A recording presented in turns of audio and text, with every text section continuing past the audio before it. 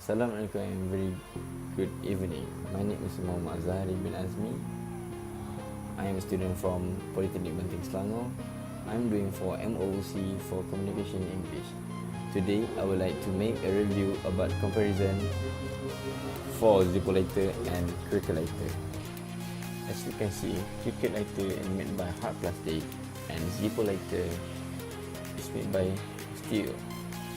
Next, zippo lighter were purple color and a cricket lighter was a yellow color, but they are not just that color. In the market, they had very many type and colorful. From my opinion, zippo lighter is better quality from cricket lighter because zippo is made by steel. It can't be rust and it's very durable.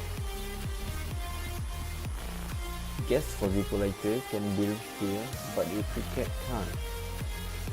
It also was a windproof, and the most important thing about zippo lighter is the very style.